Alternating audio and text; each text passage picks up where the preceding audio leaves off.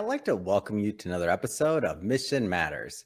My name is Adam Torres, and if you'd like to apply to be a guest on the show, just head on over to missionmatters.com and click on Be Our Guest to apply. All right, today I have Vincent Forese on the line, and he is president of Link Systems International. Vinny, welcome back to the show. Thanks, Adam. How are you? Oh man, it's so good to see you, and I'm excited to have you back on the show. And finally, we've been on this journey together of getting this book together. It took some time. Books always take time, but it's finally out and live. How do you feel? I feel great. It's been fun. It's been fun working with you and your team. Yeah. And now that it's done and it's out there, I've gotten some pretty fun feedback from people that I know and people that I didn't know. Oh, well, we're going to go into your concepts of what it means to be all in. I have some examples I pulled out from the book, and I know as we've gotten to know each other, getting into the book as well, I got to learn more about your concepts of what being all in means, and the audience will as well shortly. But we'll start this episode the way that we start them all, with our Mission Matters Minute. So Vinny, we at Mission Matters, we amplify stories for entrepreneurs, executives, and experts. That's our mission. Vinny, what mission matters to you? I think there's a couple ways to answer that question. I'd say based upon my career and what I've done, certainly helping and benefiting student success, first-time college students, first-generation college students. That's been something that I've been involved with for most of my adult life. But more specific to that, I've always gotten a lot of questions about, how do I, I'm thinking about starting a business, or I'm in a business, or I'm trying to grow. And the one theme that I've always honed in on over these years is the concept of being, and that you're just, you're committed. You understand how sometimes difficult your life's going to be to do that. And by the way, we're not talking about people who are starting a company who go out and raise $45 million of capital. And then those guys, that's a much easier, and it doesn't always mean you're successful, but that's a much easier way to maintain a lifestyle. I'm talking about the people who are going to max out the credit cards, who are going to borrow from their parents, who are going to borrow from their friends, and who, if they fail, they're going to have nothing left, and they're going to, disappoint potentially some of the people closest to them. And to those people, I just remind you got to be all in. You cannot half-step this. You can't have one toe in the water and all the rest of your body out of the water. You got to dive in. You got to make it your life. And I've talked some people out of starting their own businesses with that conversation. I know some of the bumps in the road that I've gone through that I can share with. And I would say it turns out that probably more than half of my adult friends are entrepreneurs, and so we can sit around a bar and lament some of the tough things in life. But when you get through it, life can be pretty good when you have those horror stories that you've lived through. And so, encouraging sort of the next generation of entrepreneurs who want to do something that matters is sort of something that means a lot to me and something I get excited about. And some of the feedback you received, I understand that we're in a couple of homes in the family, and maybe we're on a coffee table or two and trying to get better placement on the mantle. Like tell me a little bit more about this, because I know you have an entrepreneurial family. I think it's awesome. And certainly, we've talked about this a little bit. There has been certainly some personal benefit to the business, to people that I know in the industry. I mean, I've got a lot of really good positive feedback. Yeah. But, the best feedback I've gotten is from my parents. I put a lot of stuff in the book that I really hadn't told anybody. At the time that I was going through some of those things, the way I had to borrow money and some of the things I put my wife and small children through financially, I never told anybody. I just, my wife knew, and I told her never to tell anybody, and I was embarrassed. And then as we fought through them, I forgot about them. I mean, those weren't the, you like to think about your success stories and your wins, and, you learn from your losses, but you don't talk about them. And so, my mother called me and she was in tears. She's like, I had no idea. And so that was pretty cool. And I know I'm front and center there somewhere in their mantle. And I sent a copy to my brother, Tom, who, he and I are, in a little bit of a personal competition. And I'm 100% positive he's looking for Mission Matters competitors. And he will be publishing his own book sometime in 2023. And Tom, I look forward to reading that if you're paying attention. Oh man, it's awesome. So I want to, before we go further into the book, I want to jump around a little bit. I know this, so for those that are watching this is a part 2 of a 2-part interview series that we were doing on Vinny, documenting the journey, the book, and also his story.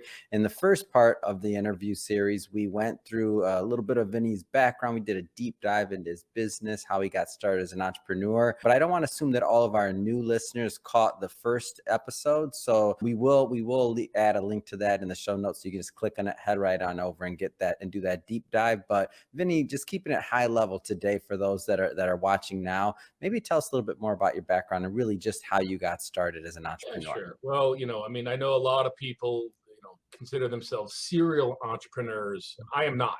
I am an entrepreneur by accident, by circumstance. I got a job as an undergraduate in Cambridge, Mass, working for a guy named David Birch, who literally wrote the book on job creation in America. I learned from him. He had a very small company, and a lot of the people there had worked there for a long time. And at some point, I left there with a couple people that had worked there with him. They were starting a company in Atlanta, and I had a girlfriend at the time who was going to grad school. So we dated long distance, and I moved to Atlanta, and there was four of us, a president and four vice presidents.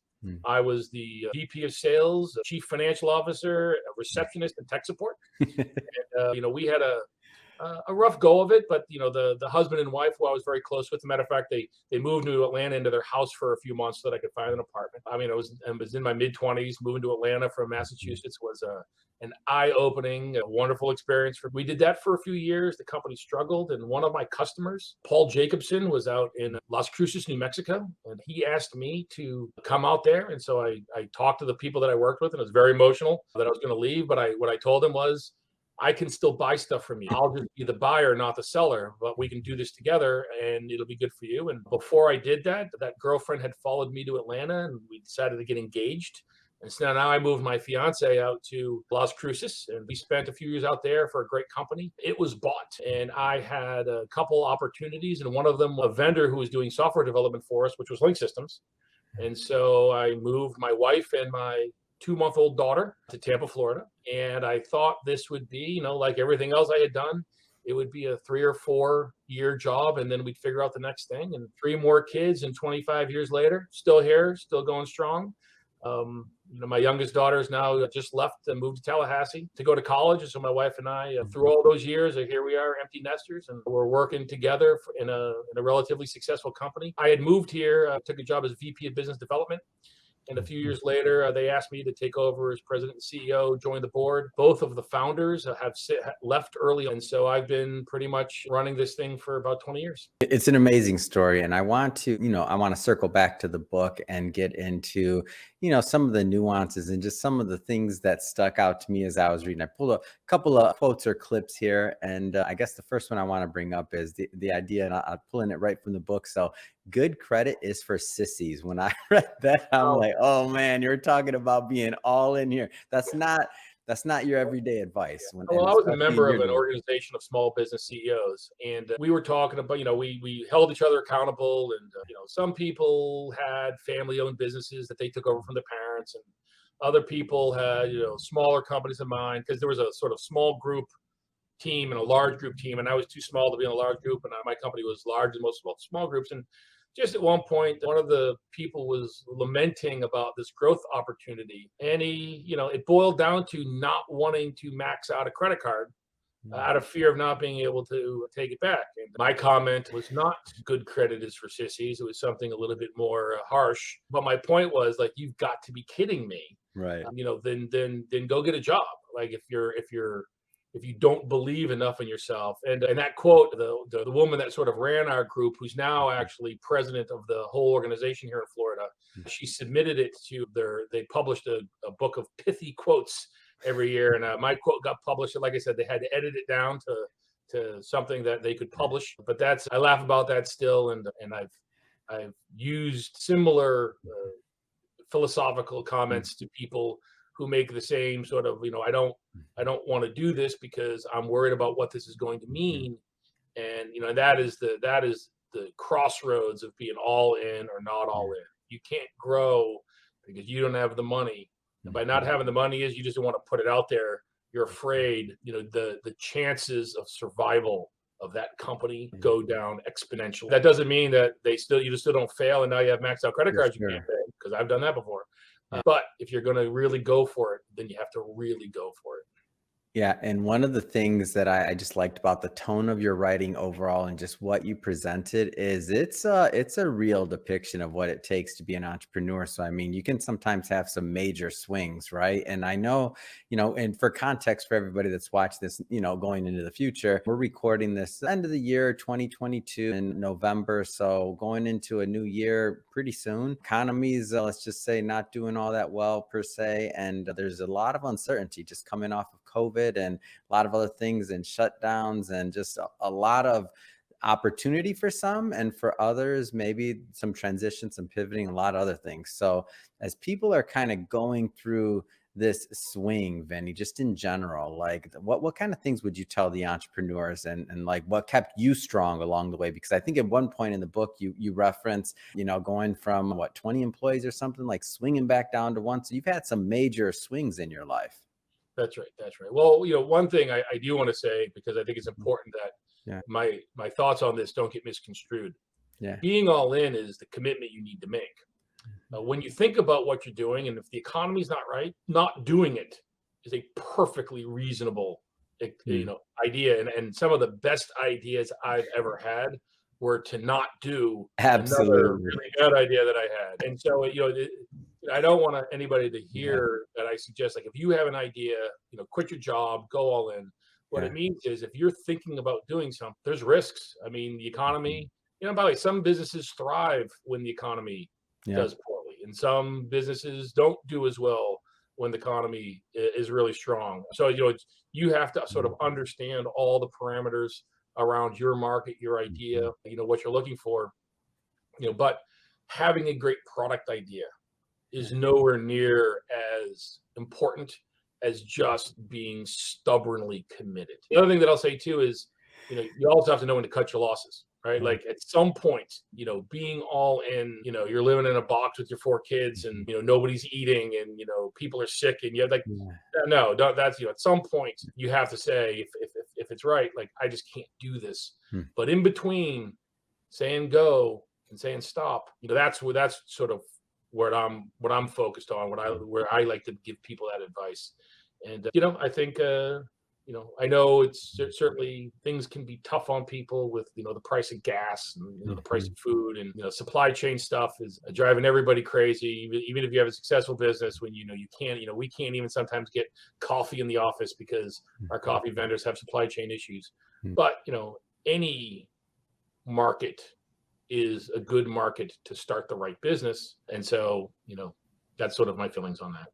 Man, I'll tell you, as I'm hearing you say this and thinking about the swings in a business and what it takes to make something really happen and break through the marketplace. And that word stubborn, it's a tricky word, isn't it? Like Yeah, sometimes you're stubborn and it works out. Sometimes you're stubborn and it doesn't, right? So it's a tricky thing to be. I can think about like the Mission Matters story, and I look back some years ago when we first got started, and we were thousands of interviews in, and the revenue didn't necessarily show, right. like all of the work and all the effort, and myself and the other co-founder Shirag, we're living this daily, and the work doesn't stop just because the additional advertisers aren't coming in or the other things aren't coming in.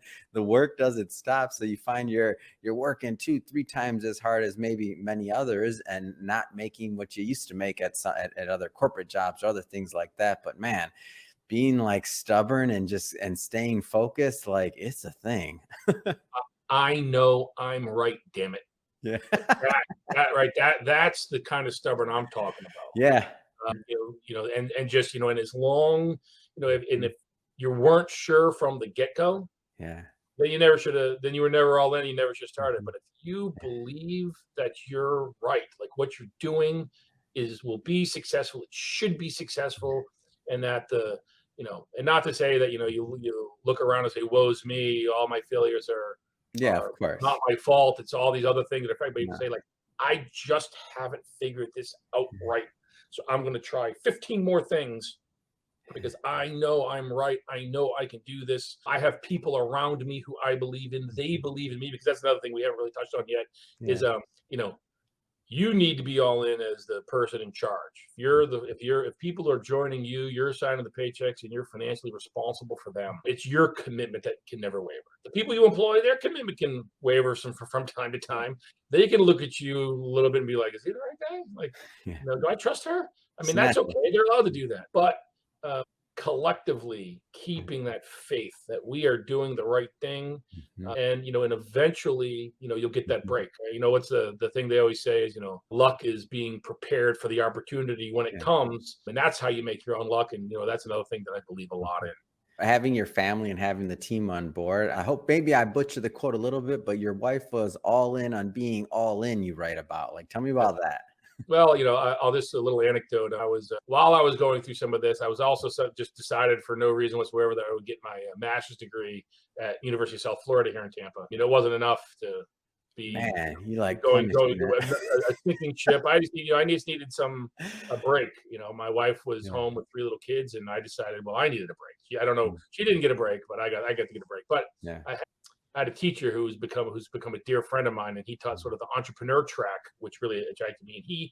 And I was old, that was the .com bubble burst. Everybody in college had basically, they were in grad school. They had gone right in from undergrad because there was no Yeah. job to be had.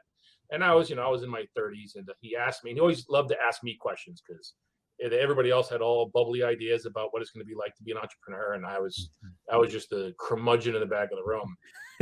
Yeah, went around the room and asked everybody what they think the most important thing about starting a business is, and they said, "Vinny, what do you think, Vinny? Tell everybody what you think." And I said, I know what it is. He's like, make sure the Mm. person that you love loves you enough to put up with this, because if they're not all in, or if Wow. they're not sure how much they love you, your life will become miserable. And I'll say I lucked out on that. Not saying that it wasn't some bumpy times, but my wife, many times she could have wavered. She could have said, "You can't. You got to stop doing this. This Mm. is dumb.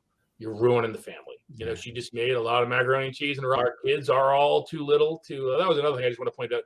My kids read that book. They had no idea Wow. how little money their parents had for a good couple years. And for some good reason, we just kept having kids. It didn't occur to us that maybe we should. And so, but her commitment to Mm. me, and more important to the company, look, she'll tell you, she always believed in me, and she always envisioned the life that she'd get at the end of the rainbow, that there would be, a very small pot of gold, but nonetheless a pot of gold.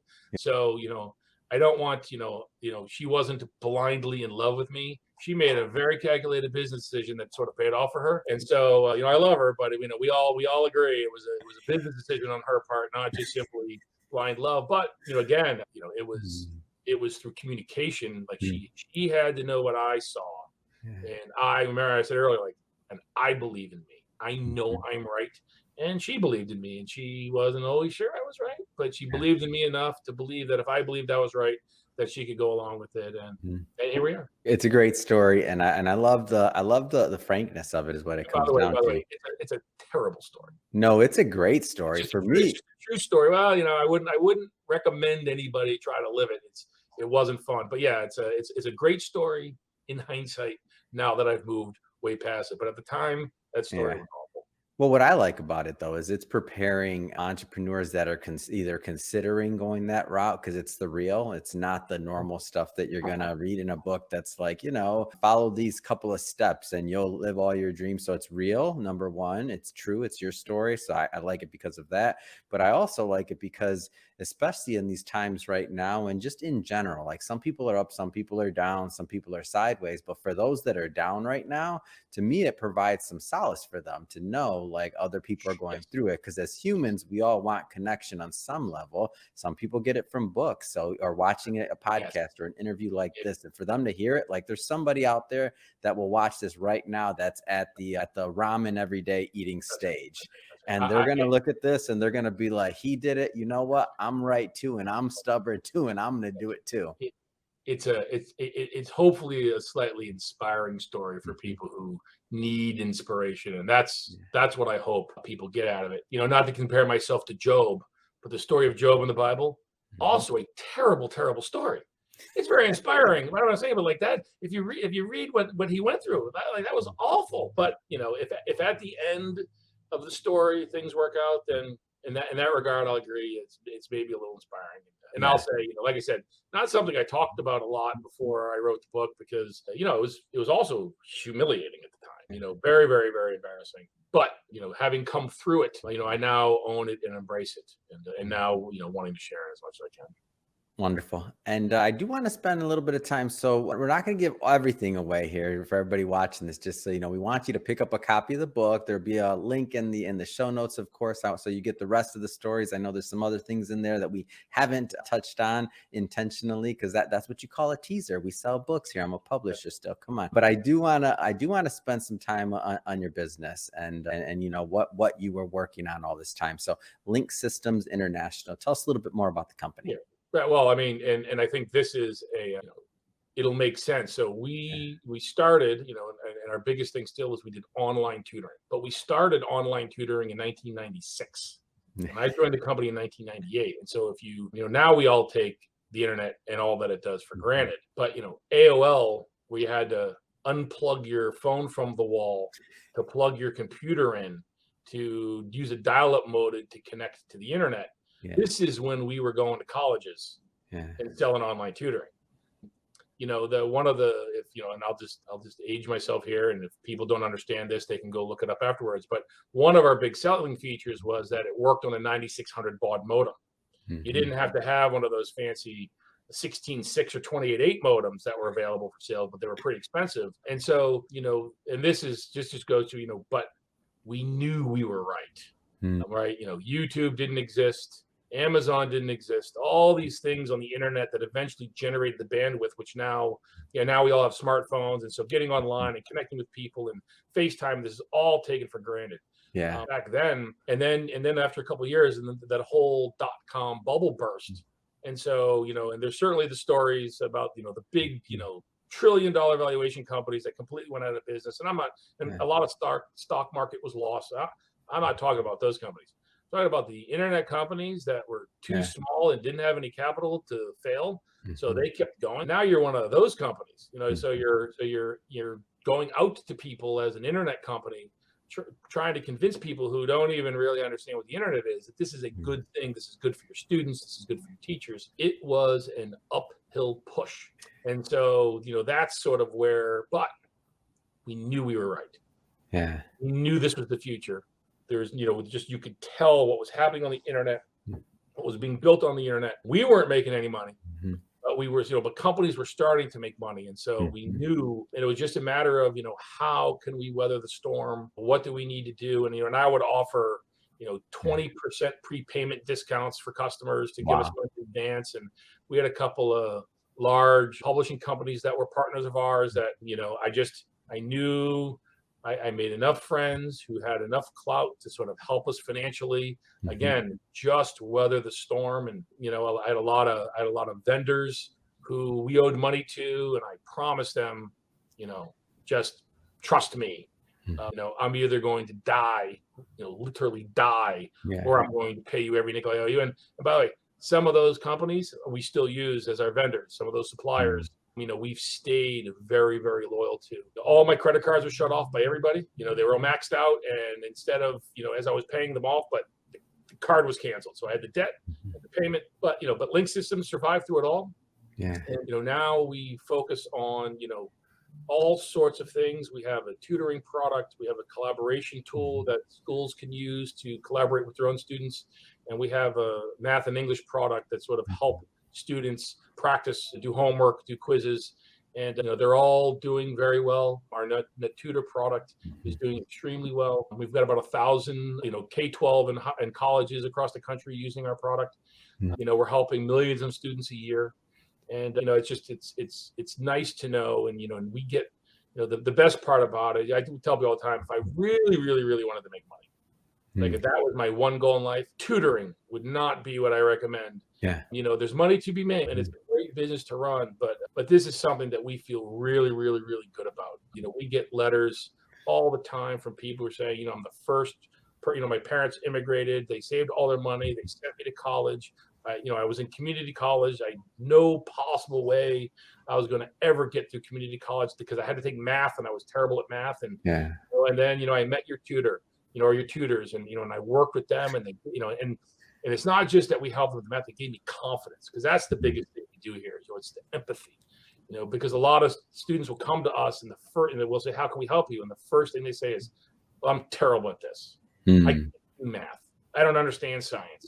I'm not smart enough to be in college." It's they've been beaten down. They don't have faith in themselves, and our job is to help them become an independent learner, right? Like, so we don't want them to come to us every day, all day. That's not what our customers want us to do. That's not what the students want to do. That's not what we want them to do. And the way to get them to become sort of independent learners is to first, you got to break down all those barriers for confidence. Of course you can do this. And then we help them remember, what did you learn in class? What does your book say? Are you in a study group? Like, there's all these things you can do, and then we're always here for you 24 hours a day, 7 days a week, 365 days a year. So if you're stuck, you can always come back. And I think that's very rewarding to us. I know that, 99.9% of the 200 employees that we have here that's why they do it. Most of them have opportunities to probably leave here and go do things for more money. But one, I'm a very loyal employer. It's really, really, really hard to lose your job here, because I know what I went through, and I'll give you the third, fourth, fifth chance. So, you leave and you go to something better, but you don't know what's going to happen in the next few months with there. We've had people leave and then ask if they can come back, and we let them back. But that's really sort of what our company's about. It's about the people that work here, and it's about the students, and then of course we try to partner with the colleges, because that's another thing you can't underestimate, is that the people, talking about people who have jobs who didn't pick the job for money, the people that work in the colleges and the public school systems in this country are just, they're great people. Absolutely. They're dedicated to students, and I'll just also point out, and they've gone through a heck of a couple of years, and still, in some parts of the country are still going through it. We have a lot of customers in California, and the California schools still aren't all entirely open. Still having challenges, and so well, thanks for asking. So that's our story. It's a great story, and you've been there. So some of the people that are watching this, I love that, and this is my moment for that whole, like, when I was a kid thing, and the AOL and the plugging in the 90s. You started in the 90s. I mean, so you've been, from the beginning to now. I'm just curious, from your vantage point in your space, in the education space, the online space, any trends that you noticed, or anything interesting that you care to comment on, just industry wise, that you're seeing? Yeah, I mean, I feel that we have not figured out how to use internet, and just as a global concept. And I know there's talks about the metaverse, and I'll let people a lot smarter than me figure out and tell me what the metaverse actually is. That's not my thing, but we're just figuring out the power of what we can do, and some of the online tools. And I'm not just talking about what we do here at Link Systems. I'm just saying, the ability now to have some of these, science lab, virtual 3D science labs, just all these things that are coming. And like I sometimes talk about it as the Great Western Land Grab. Like, we still haven't figured this out. The large behemoth companies that have been content providers for 100 years. They're changing their business models constantly, trying to figure it out. And so it's fun. I mean, it's not, we don't sell a widget and, every few years we come out with widget 3.0 that has a new bell or whistle. I mean, we are changing what we do, how students access it. 10 years ago, the idea of getting, tutoring on your phone was unthinkable. Now a third of all of the tutoring sessions that we do are on the student's phone. And the reason for that is, that took a lot of investment in our industry, our company, to make sure that worked. And it's because a significant portion, especially of community college students and of high school students, the only internet access that they have is on their phone. And so if you're telling them, you got to go get a tablet, you got to go, kind of find some Wi-Fi, They don't have any, something that some of us just take for granted. Yeah. Devices connected, computers, laptops. There's a large portion of the country that just don't have Mm. access. I mean, there's also, it's something that people don't talk about. There's also a large portion of students, both in college and in the public school systems, who don't have food security. Yeah. So, if you're not 100% sure when you're going to get fed once you leave, your high school, where you Mhm. get lunch, but you're not sure if you're going to eat again before breakfast.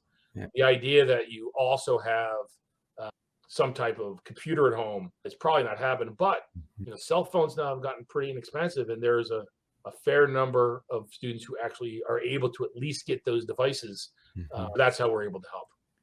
Yeah. Well, Vinny, I have to say it has been great having you back on the show, and I'm having so much fun promoting this book with you, and look forward to continuing to promote it with you. I just have to ask, I mean, what's next for you? What's next for the company? Yeah, well, I mean, I'm fortunate to have gotten to the point in my life where, the biggest thing of what's next is to make sure that we just stay focused on, our corporate morals and ethics, and head down the path that we're heading. We're not looking to come up with the next great thing, and that's not how our company operates. Mhm. The things that we do, the things that will change, the things that we've changed in the last 20 years all come from what the students tell us that they need, Mhm. and what teachers tell us that they need. And so, what's next for us is to keep listening, and to Mhm. keep doing what we've been doing, and to hope that it continues to let us grow at the pace that we've been growing, and continue to grab market share the way we've been able to grab it, and hold on to it. And so I think my kids tell me that my life looks boring to them, and I say, well, I worked really, really, really hard to not have things that seem exciting to other people, because I've had my fair share of excitement in the past, and it's not always fun. Mhm. Um, but we'll certainly have some things coming the next couple of years that will hopefully continue to move the needle in our favor. But like I said, the biggest thing we do is listen, because there's stuff coming that nobody's even thought of yet. There are Mhm. there are teams of students that are in high school and college right now that are working on stuff that I'm just looking forward to see what that is, and see how we can incorporate it into what we do, or help take advantage of it, or even part with those kind of companies. So yeah, hopefully, more than anything else, help me and my family to stay healthy, and that's our future. And if somebody is watching this and they want to learn more about Link Systems International or to continue to follow your journey, what's the best way for them to do that? Yeah, well, they can reach out to me on Twitter, and it's at Forese, Forese, my last name. Mhm. And then our company is link-systems.com. And so you can go to our website, and there's ways to reach out to people there. And of course, if you visit the Mission Matters website, you can always find ways to contact me there. And I also believe all my contact information is in the book. Yeah, absolutely. And we'll leave links to all that in the show notes so that our audience can just click on the links and head right on over and check out your site, grab a copy of the book, all that good stuff. And speaking of the audience, if this is your first time with Mission Matters or engaging with the platform or listening to an episode, we're all about bringing on business owners, entrepreneurs, and executives and having them share their mission, the reason behind their mission, their story, and really what we can all learn from that so that we can all grow and really gain together. If that's the type of content that sounds interesting or fun or exciting to you, hit that subscribe button, because we have many more mission-based individuals coming up on the line, and we don't want you to miss a thing. And Vinny, really, it has been a pleasure. Thanks for coming back on the show. I really enjoyed it. My pleasure. I appreciate all your time.